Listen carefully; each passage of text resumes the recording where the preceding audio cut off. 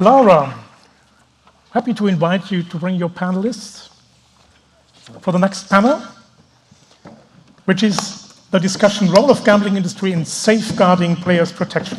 Our charming moderator, Mrs. Laura de Silva, second time here, right? Yes. Yes, because I remember you did a wonderful presentation last year.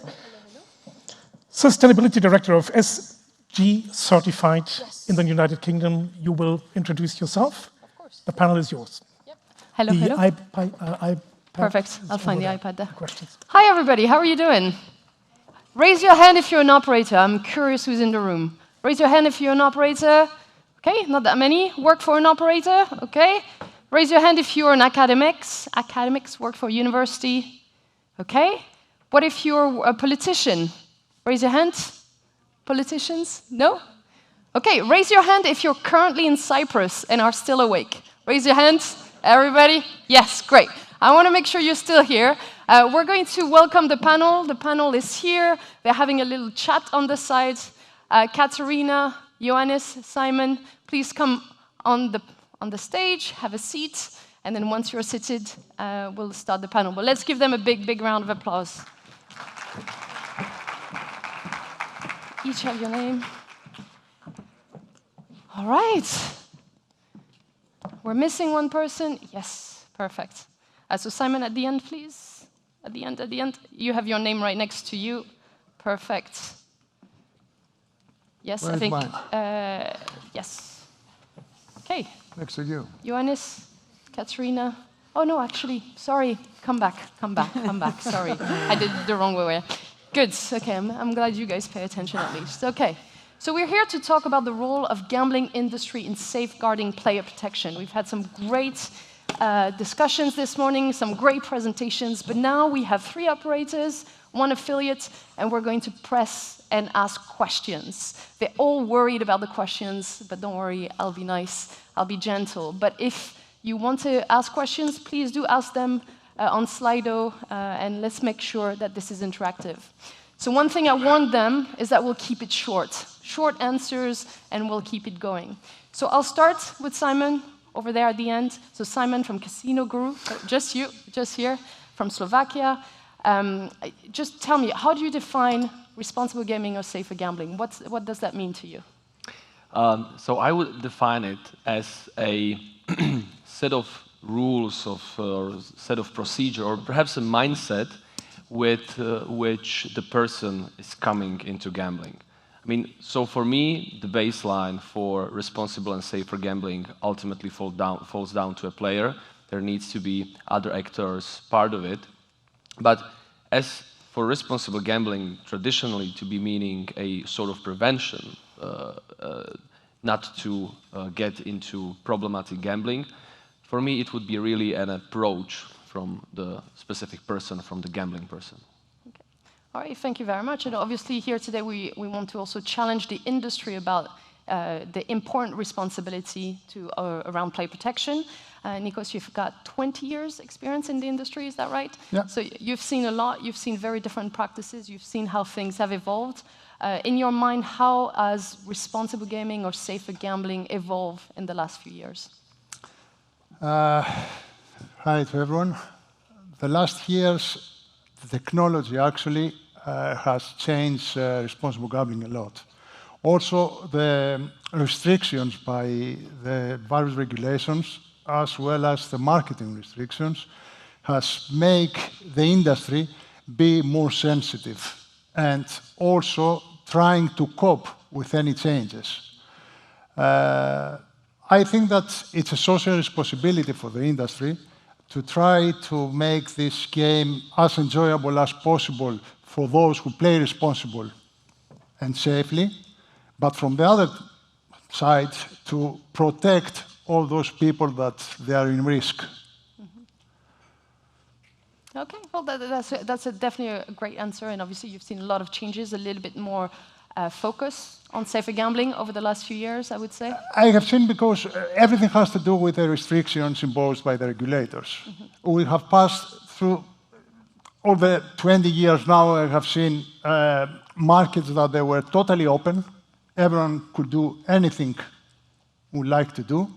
And markets that now are so strict that the operators are very difficult to operate, and most of the times they are in a continuous discussion with the regulator in order to find a middle solution. I think we might differ on the idea of, is it too hard to do business? From my side, it's perhaps a little bit too easy for operators, but we'll come back to it. It used to be easy. It used to be easy. It's not anymore. It's not, okay. It's very difficult. Okay. And most of the times, it's a matter of interpretation. You know, regulations is something that many people can read. Everyone is going to have a totally different understanding of the regulation.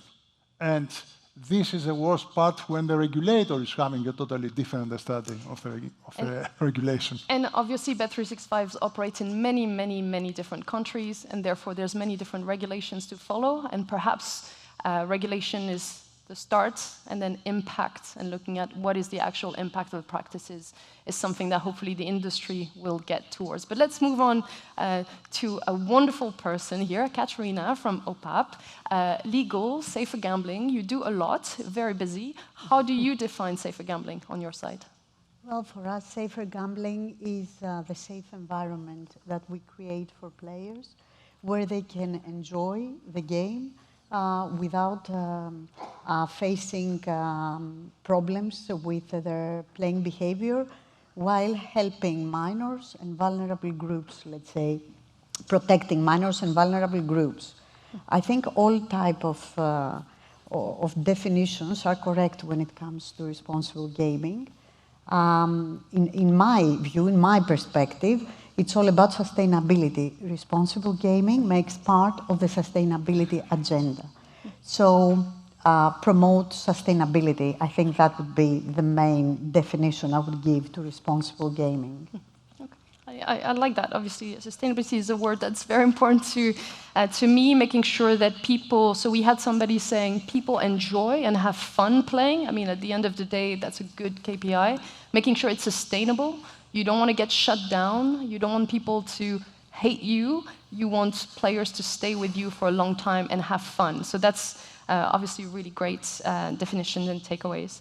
But now let's move to Ioannis, who, very interesting. You were involved in the Olympics in Greece. I play a lot of sports, so I was very fascinated by this. You're ex-OPAP. Now you are Kaizen with two brands, Sticky Man, you have a small stake in Sticky Man, and also in Betano. No, we operate. You operate Sticky Man and also Betano in many, many different jurisdictions, including Portugal and lots of different places. That's correct. From your point of view, with your extensive experience, what is safer gambling? Well, responsible gaming, and I will leave away gambling, because I don't like the word, and I think that gambling has a negative connotation. It is about recreational gaming. We want, with our advertising and with our practice and focus on the customer, as we discussed earlier, we have a very attentive focus on the customer. We want to make sure that he sees gaming as an entertainment, as a way of spending his time, and he feels good about it, rather than he sees this, and it was mentioned before by the EGPA representative, as a way of becoming rich, or as a way of leaving his jobs and having 100% occupation with that. So it is a responsible approach to the player and to the game itself. And this is the way we see it, both in terms of advertising and both in terms of focus on what the customer does. And if we have the time, I can explain to you, because I think that, and I see Mrs. Fiakou leaving the office, the conference, joking. We start with the industry is the most, and I think you will agree with me, all the panelists, is one of the most regulated industries in the globe. So we have the possibility, both in terms of responsible operators and responsible regulators, to control and prevent and take measures early enough so that we prevent this development of negative habits which relate to excessive participation in gaming. Excessive means that you are beyond your psychological limits or beyond your financial limits. Mm-hmm. And this is it. Okay, well, This was my approach, a little bit more extensive, but... Okay, we'll definitely come back to this. I just want to make sure that we keep on going between us, but obviously, yes, very, very highly regulated industry. There's a reason for it, that you're very highly regulated. So I think that's fair. Then the effectiveness of those regulation is something that we need to question sometimes, and we need to make sure those regulations put the player first and player at the center.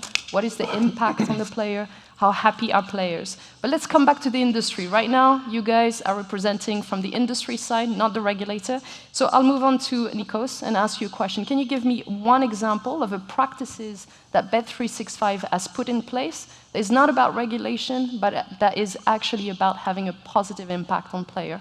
What would be one example?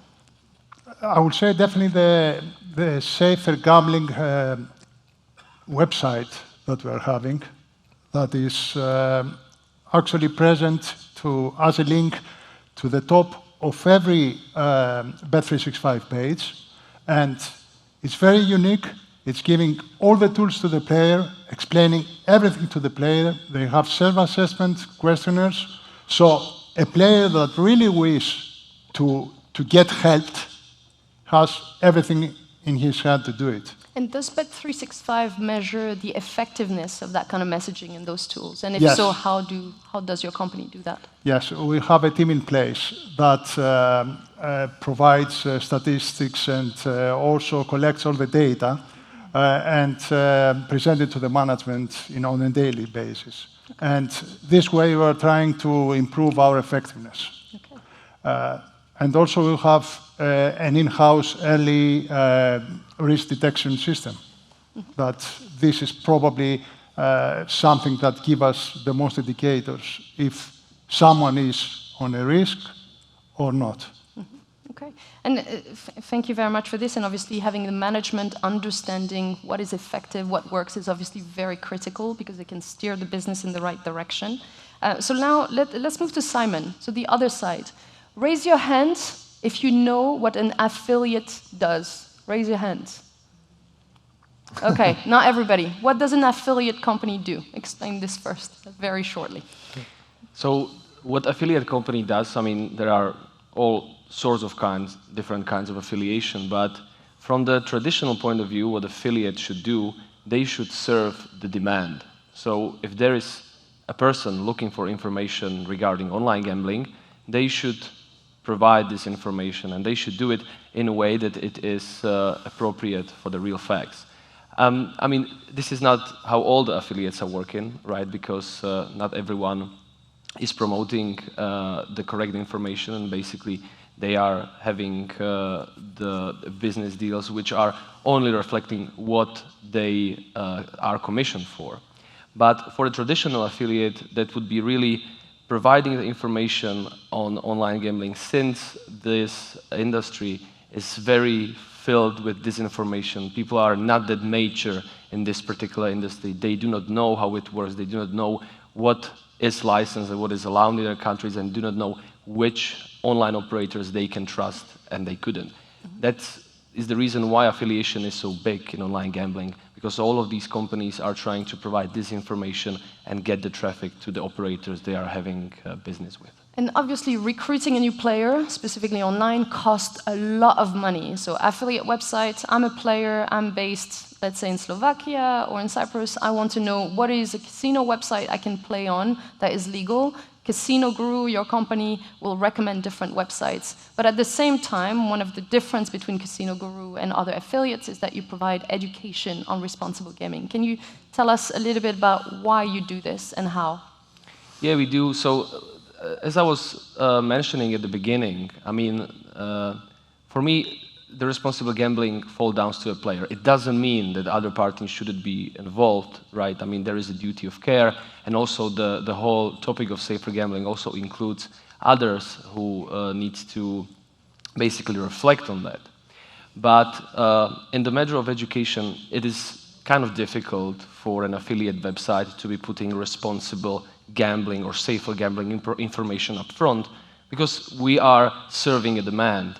And if people are searching for best operators, and if we will feed them with information about responsible gambling, their interest will fall down and perhaps they will go away. So it is very difficult to include this, even though we have a guide section which is full of comprehensive information about responsible gambling.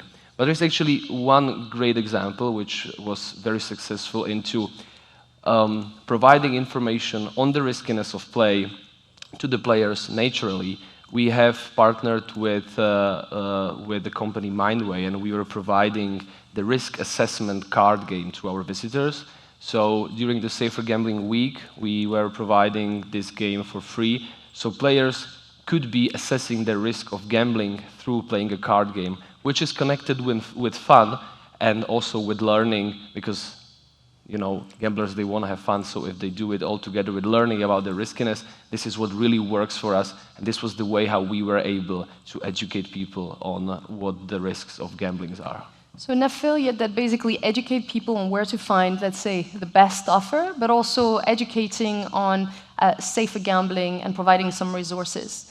Nikos and Ioannis both mentioned that the gambling industry is highly regulated. I would say that the affiliates industry is unfortunately not regulated well enough, and there needs to be more regulations on affiliates. But one innovative practice that I'm really excited for you, Katerina, to talk about is that OPAP was one of the first operator to actually engage with affiliates to ensure that they were operating maybe more responsibly. Can you tell us a little bit about this? Yes, of course.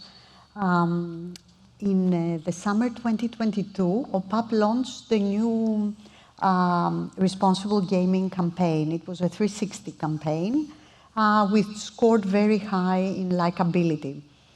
What we did, it was launched through TV, through radio, banners, internet, everywhere. But for the first time, actually, in Greece, what we did was we launched the responsible gaming campaign through the biggest affiliate sites in Greece. So we cooperated with affiliate sites, and instead of marketing and promoting offers and RTPs or payouts, we decided to launch the responsible gaming campaign, addressing the players to visit our site, to make a self-assessment test. And for that initiative, which was very well received by European Lotteries WLA, we also gained the EGR Award in Innovative Gambling in 2023. Mm-hmm. So when it comes to share practices, I think it was a very good initiative. That's really interesting, because one of the questions is around, that we got is around effectiveness, that sometimes operators struggle to measure the effectiveness of the practices that they put in place. One of the great ways to do this is to learn from each other, to learn what works, what doesn't work. Can you tell us about another practice that you have in place at OPAP that you're proud of and you'd like everybody to learn about? Of course. I would like to talk about the safety net algorithm of OPAP. It's the use of artificial intelligence and machine learning. We also do it for online players, as we discuss about online gaming in this session, but we have more practices to share about retail also.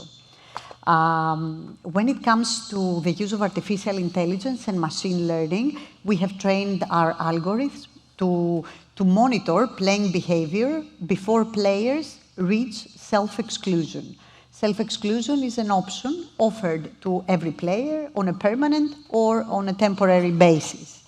So what we do is monitor, we train, let's say, the algorithm to see how they deviate from their norm in a time slot before, in a specific time frame, before reaching the final point of self-excluding. For example, there are many attributes, of course, because artificial intelligence provides that possibility. But we see depositing repeatability, we see money loss escalations, long duration sessions in unusual time frames. So like that, we can define in advance with a great accuracy that one player is what we consider a high-risk player because he's about to self-exclude in a few months. And that's where we intervene. That's where we start communicating with a player in order to help him, in order to keep him viable. And also, a second tool that it's not exactly artificial intelligence, it's a robot, it's an automated solution, but it's quite interesting. It searches for keywords in the communication of players towards OPAP. So a player through online can speak via chat, via emails, on the phone. So we try to search for keywords like I am addicted, I have a problem in my gaming, or I can't afford to pay my rent because I'm going to commit suicide. And any of these words, we consider them as keywords, and the communication is escalated immediately to a customer care agent who is especially trained to handle calls like that. So we communicate the player and we discuss a bit, a care call, as we call it, about their playing behavior and how they feel about their game. So these two practices were developed in-house, OPAP, and we consider them as a quite good practice to share with other operators. That's really interesting, because this is a perfect example for me that makes a parallel between this morning. Technology can be used for good if used properly. At the end of the day, humans have the power over it. And exactly what you have described, in the UK, some operators actually looked at who searches for, I have a problem with my gambling, I need help with gambling, and then targeted advertisement to those people. So, and obviously, they got into a lot of trouble, they got fines, but this shows that at the end of the day, we as people have the power. Technology can't replace good practices. But I'll move back to you, Ioannis. So one of the questions that we have here is around effectiveness of responsible gaming. And you obviously oversee regulations. So what kind of regulation have you seen that was really effective, that you wish other regulators would really consider when it comes to good business and player protection at the same time? Well, the first and obvious example that some of the countries, and I think that also Cyprus is implementing these days, is the common database for self-excluded or for people who have been characterized as addicted. So this is a common database for all licensed operators where they keep the record. In essence, if I self-exclude as Kaizen or as Tichiman one player here in Cyprus, this will be recorded in a common database. If the same player attempts to register with Bet365 or OPAP, they will have a knowledge already. This did not exist, and in most of the European countries, it doesn't exist. Companies take the initiative, and they have this in their practices, in their rules, to self-exclude or partially exclude whatever the player wants, either on the player's initiative or on the company's initiative. The common databases did not exist. Some countries have, Cyprus does, and they have to be congratulated and complimented for this. This is one, because that's very obvious. I mean, we have to do it. The second thing is we have to, because we have, you mentioned artificial intelligence, and artificial intelligence in the next 5 years is going to be the jargon. We will be using it in any case. We do not only detect words, but we all, and I believe all the companies, detect habits. How does the player behave during his active engagement with gaming? And if we see nervousness or whatever kind of indications and figures that will point to that direction, we have to take action. We, as all the companies, I believe, responsible companies, they have dedicated teams that look at responsible gaming. We have dedicated RG specialists, we have a dedicated RG manager who oversees all the operations across countries. We have trained RG ambassadors who are the people who are in contact with the customer on a daily basis. These are the CS agents or the VIP account managers, and they deal with the customer immediately. So our response time, so effectiveness, as you say, should be the minimum. When we detect something which points to a risky direction, we have to intervene. then we have to also at the same time relate with psychological institutes, state institutes in every country that provide sufficient assistance to the people that require it or need it. So I don't know if I answered your question, Yeah, but no, that's fine. That's fine. And really looking at that effectiveness, that's the part that I'm really interested in. And I think the four of you mentioned practices in what I would say 3 categories. The first part is prevention. You don't want people to get into trouble. You don't want minors to play. How do you prevent? Second part is detection. Katerina mentioned it. You mentioned it. So how do you detect if there's an abnormal behavior or a behavior that could cause harm or a minor playing? And then finally, intervention. How do you intervene? What do you do about it once you know there's an issue? So obviously, measuring the effectiveness of all of this is really critical. But I'm going to come back to Simon because there's a question related to affiliates. So one of the things that I said is I believe there's not enough regulations around affiliates. I think it would be good for you because you're one of the seemingly more responsible affiliates out there. It would be good if there was more regulations. But here's the questions. Whilst affiliates are not usually regulated in the sense of being licensed, that's true, you don't need a license, or not everywhere, are the requirements which fall upon the shoulders of the license operator a form of regulation in your mind? Do you feel the pressure from operators to behave more responsibly? In some jurisdictions, yes, we do. I think that it's like a double-edged sword with more regulations for the affiliates. I think the model which currently works in the United Kingdom and also in other jurisdictions, it's quite effective when the operators who are parts of the affiliate websites are responsible for those affiliates. So basically, if those operators are not satisfied of how they are portrayed or how the affiliate website looks, they are not doing business together. So it's touching the money, so it's very sensitive, and companies tend to listen to it. And in the matter of further regulation, I think that only in Romania and also currently in the United States, the affiliates are being regulated. I cannot completely say. And in Greece too. In Greece it is. In Greece, yes, indeed. I wasn't aware about it. I'm not a compliance expert. That's okay. But yes. Okay, great, thank you. Any other comments from your side? Do you put pressure? So we've heard, Katerina, from you are putting pressure on affiliates to behave more responsibly. You're supporting them. What about you? What is being done at Bet365 with regards to affiliates? Especially for Greece, I have to say, because there is a regulation in place for affiliates.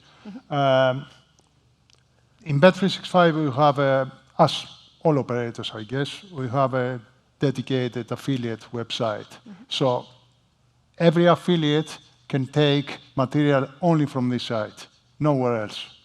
It is forbidden to get any other material except if it is on this website.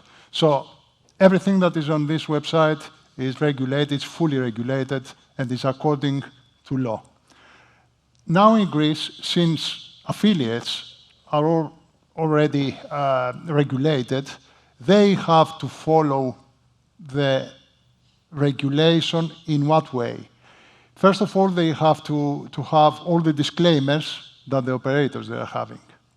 Secondly, it is forbidden for them to advertise illegal operators. That this is probably the worst problem that the market is having right now.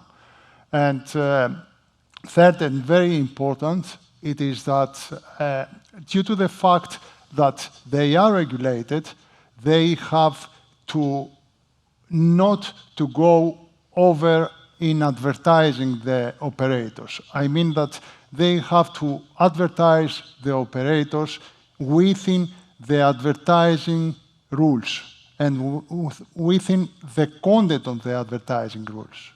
Not, I heard Vasiliki before about the ECBA. Bet365 is a member of ECBA, so we are following their code. So everything that Vasiliki said before has to be followed by the affiliates. And this is very important. That's really great, and I think I find it very interesting, and that's perhaps for another time and debate in terms of the affiliates, because what is illegal. Some brands are illegal in certain countries and legal in others, and then it's about ensuring that channelization in each jurisdiction and ensuring that every single operator who operates in a country pays taxes, behave responsibly, and is allowed to be there. But that's a big debate around I'm sorry, Laura, I just realized that I didn't answer the question completely. Go for it. So, yes, we feel the pressure. I mean, for example, with the current changes with the Netherlands. So, for some time, we basically stopped showing operators which were concerned about whether our website is completely in a shape of the law for some time, because it wasn't uncertain. Like we heard in the previous panel, the industry didn't really know what is the best procedure and what they should do in order to fulfill the compliance. So we've been discussing for a few days, and then after the time, we find a solution which was acceptable for both of us. Basically, for them to feel like we are not doing anything that is going against the law, and then we are within the description of the law. And it also comes into a difference in understanding what is informing and what is promoting. So for us, Casino Guru being a database means that we are trying to make a comprehensive information about online gambling out there. Currently, we have almost 6,000 operators in our website, and we are focused on a comprehensive data and on evaluation. It is also connected to having the possibility to receive complaints on those operators globally and trying to solve them from our business position as an affiliate with a high traffic, which is important for those operators on how they are portrayed. So if the complaint is resoluted in a way that is not meeting fairness, that rating is being decreased and their reputation hurt.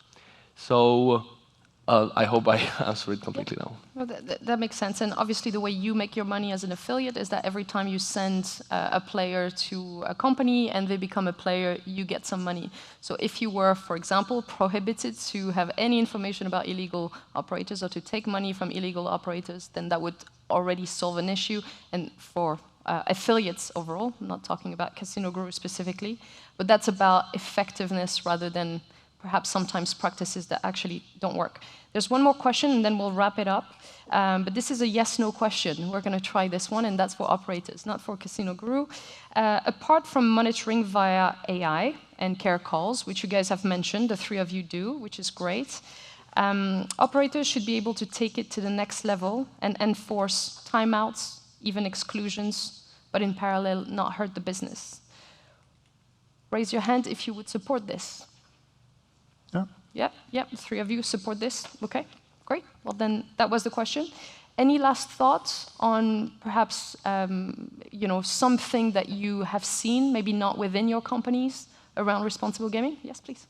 Yeah, I have to say, and it was mentioned by Nikos, we have to make sure that we understand that excessive regulation or excessive prohibition or prevention of advertising, and this was mentioned in the ECPA presentation, leads to the non-regulated world, where there is no responsible gaming, where there is no KYC, there is no know the customer, and all this. So I think we have to be careful when we establish measures that restrict. Yes, we are for restriction and regulation, but let's make sure that it's effective and it doesn't lead to the opposite, to the adverse effect. What would be a country, can I just ask you, what would be a country that you see where regulation is actually both effective from a business point of view and you safe mentioned gambling? somebody from the previous speakers mentioned about Holland and 95% channelization. The industry in Holland is big, huge. I don't believe that the size of today's recorded industry for online corresponds to the real market. So what I'm trying to say, in Greece, there was a study by the regulator that mentioned that 400 million is the size of the online non-regulated business.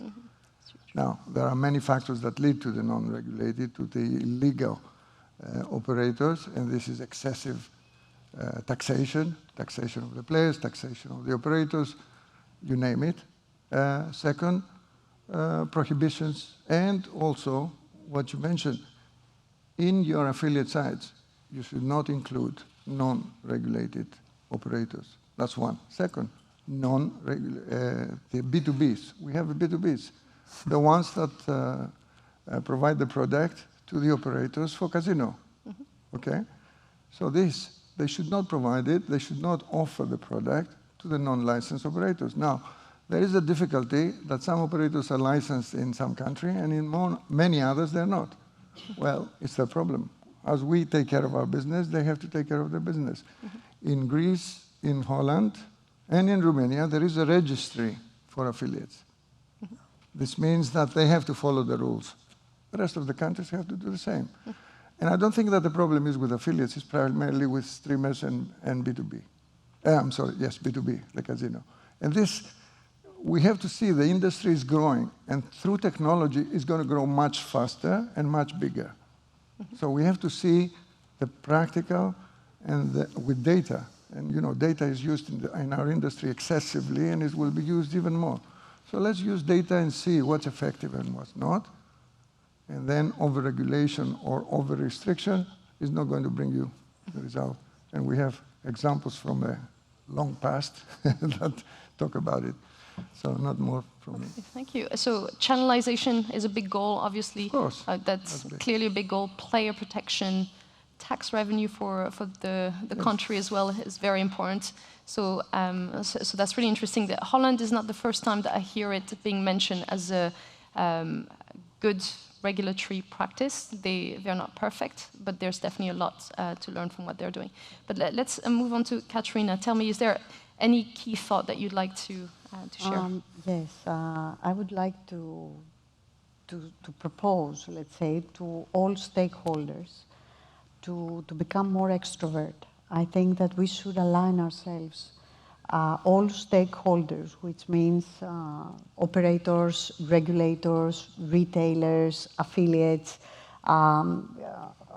treatment centers, clinical experts, global experts. I think we should align ourselves in a way that we could not reinvent the wheel, actually, in a way that we can learn from each other and in a way that we can take it to the next level quickly, in a more quick way. I agree, definitely. Don't reinvent the wheel. That's really good points. I just wanted to say one thing. That's an innovation, let's say, that we believe that we are doing the last year. We have updated our training in order, through contact with the customer, to go out of the traditional problem gambling behaviors. So there might be changes in life, let's say, that someone might got a divorce or might lost his job, or there are players that they bet on specific markets that they don't really understand. So in this case, we have trained our specialists in order to contact with the players. We have created a multilingual new helpline that for every country has specialists to speak in their own language, and they are discussing with these people in any problem that they might have in order to at least be proactive and stop them before they becoming a problem. So this is something that we all have to try and do, because when a customer becoming problematic, then it's quite difficult to stop him. Either you suspend him and you send him for help, or either you keep him and you have a damage.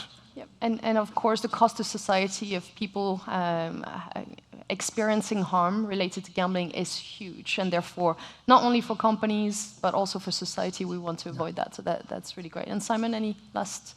I want to mention one extent that we didn't really discuss, which I believe is quite important, and it touches the destigmatization of responsible and safer gambling, because these days it feels like engaging in responsible gambling means that you are a problem gambler. It puts a label on you somehow, so people tend to be avoiding it and trying to just have the fun and do not think about the bad stuff.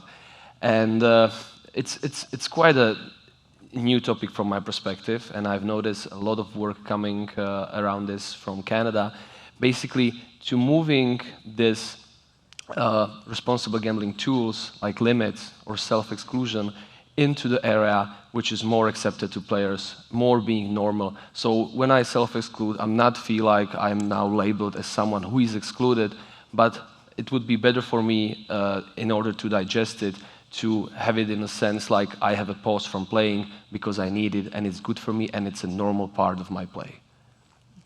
That's a really good point. Lots of researchers are working on this as well, that safer gambling, responsible gaming is not just for people who are experiencing harm, but it's for everybody, playing for fun, having fun, and coming out of it positively. So thank you all for your questions. Thank you for your time. Let's please give a big round of applause to the panel. Thank you very much.